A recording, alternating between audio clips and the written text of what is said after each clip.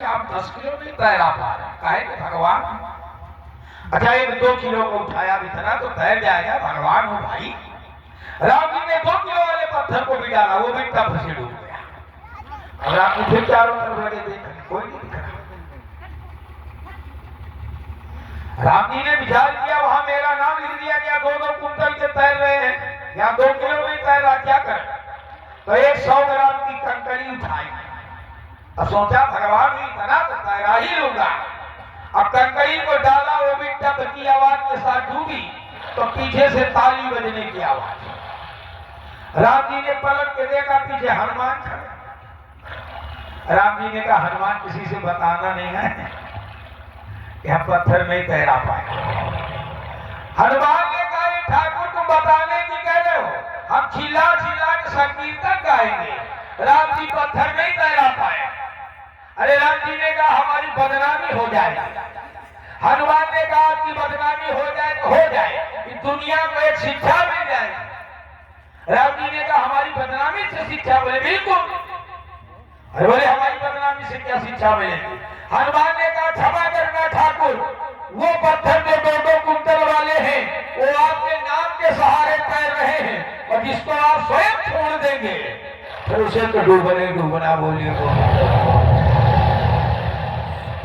तो आज कन्हैया ने कहा, पूतना से, मैया अगर मैंने तुझे छोड़ दिया तो डूब जाएगा। लगी चिल्लाने, सामुंच मुंचाल मिटे प्रभाषिणी, निष्पेजमाना खिल जीव मर्म।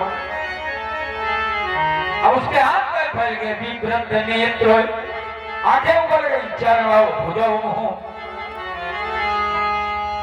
प्रसन्न गाता क्षिपति विरोधा।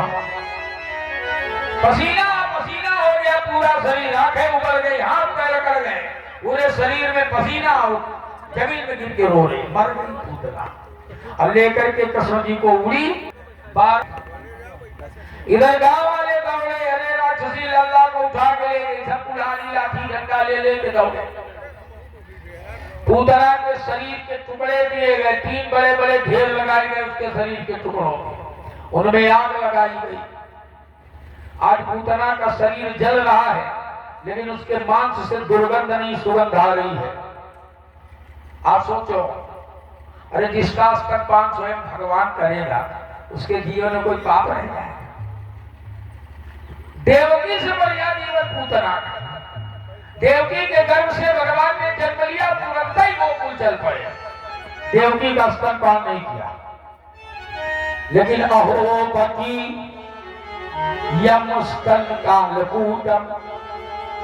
व्यास जी ने कहा, यह पति धन्य है जो अपने स्तनों में कालकूट विष लगा के आई है, भगवान इसका स्तनपान कर रहे हैं।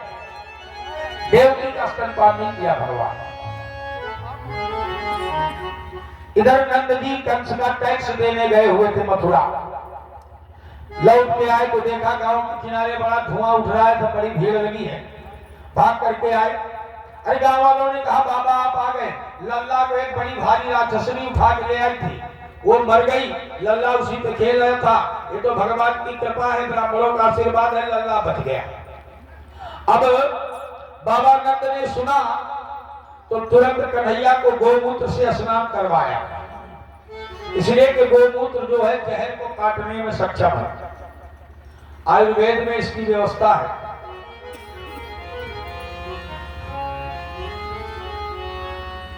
पुनर्नवा की जड़ को गोमूत्र में पीस करके पिया जाए तो जहर उतर जाएगा, कैसा भी जहर हो। एक और श्लोक मिलता है, गो क्षीरे रजनी क्वाथम पिबेत सर्व विषापा। गाय के दूध में रजनी माने हल्दी का काढ़ा बना के पिया जाए।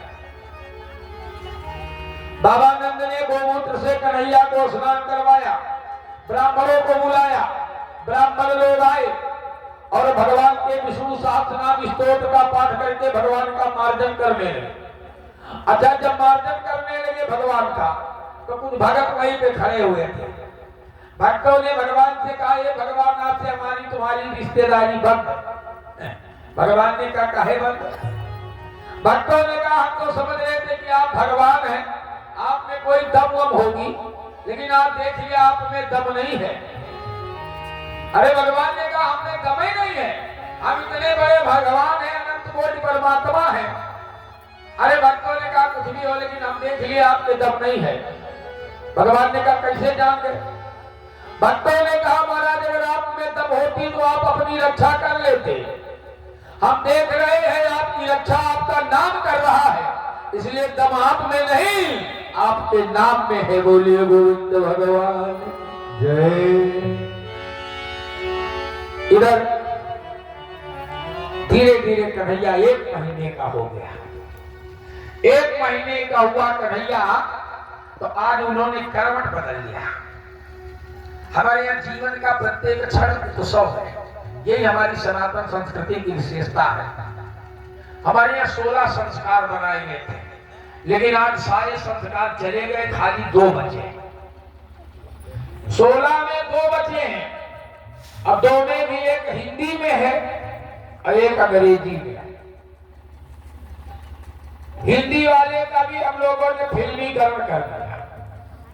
जबकि उत्सव मनाया जाए तो हमारे यहाँ छठ उत्सव मनाने की परंपरा है, लेकिन अब केवल 2 बचे हैं। एक बचा है happy birthday to you. To you का बर्थडे होता है, ये अंग्रेजी में होता है। हमारे सनातन संस्कृति में हम लोग जब कोई शुभ कार्य करते हैं तो कलश रखते हैं, उसके बाद दीपक जलाते हैं। कलश इसलिए रखते हैं, कलश में जल रखा जाता है। जल रखने का भाव ये है कि जल कैसी भी विषम परिस्थितियां हो, बड़े बड़े पत्थरों को काट के भी वो अपना मार्ग बना लेता है। उसी तरह ये भावना होती कि हे वरुण देवता, हमारे जीवन में भी कितने कठिन मार्ग आए, आप हमारे लिए रास्ता बनाइए। दीपक प्रकाश के लिए रखा जाता है कि हमारे जीवन में प्रकाश रहे। ये हमारी सनातन संस्कृति। अब हम लोग अंग्रेजी में मनाते हैं, अंग्रेजी में मोमबत्ती लगाते हो, बेटा मोमबत्ती बुझाओ। हमारी हिंदू संस्कृति में मोमबत्ती जलाओ और तुम्हारी पाश्चात्य सभ्यता में मोमबत्ती बुझाओ। और जब बुझा दे तो चिल्लाओ हैप्पी बर्थडे। अब बर्थडे है कि गुड डे है ये नहीं समझ में आता। अंग्रेजी में हम लोगों की बड़ी गजब है। हम लोग अंग्रेज बनने के लिए बहुत परेशान है। हिंदी भले ना हो ठीक, अंग्रेजी बहुत आती है। अरे गजब की अंग्रेजी। एक ने ऐसे किया, हम कहा क्या, बोले बाथरूम जा रहा। तो बाथरूम माने नहाने का कमरा, यही होता है ना बाथरूम की हिंदी। तो दूसरा होता है ऐसे का मतलब बाथरूम, तो वैसे का मतलब पूरी बिल्डिंग। कौन सी अंग्रेजी बोल रहे हैं? जन्मदिन मनाओ बच्चे का, अच्छी बात है, सनातन परंपरा में मनाओ। उस दिन कोई ऐसा करो कि बच्चे के जीवन में संस्कार आ। तो वही ईसाइयों वाली परिस्थिति पर मना रहे हो, ईसाइयों की नकल। हम तो हमारी हिंदू देवी देवताओं पे भरोसा नहीं है, हम ईसाइयों की परंपरा को अपना रहे। पता नहीं क्या सीखेंगे हम लोग। और दूसरा एक संस्कार है जिसको हिंदी में करते हैं, लेकिन उसका भी फिल्मी है, विवाह संस्कार। हेलो बैठ रहा है तो भैया कम से कम जनसंख्या तो बढ़ाए।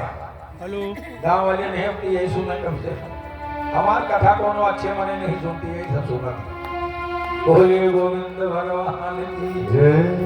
तो विवाह संस्कार का भी हम लोगों ने फिल्मीकरण कर दिया।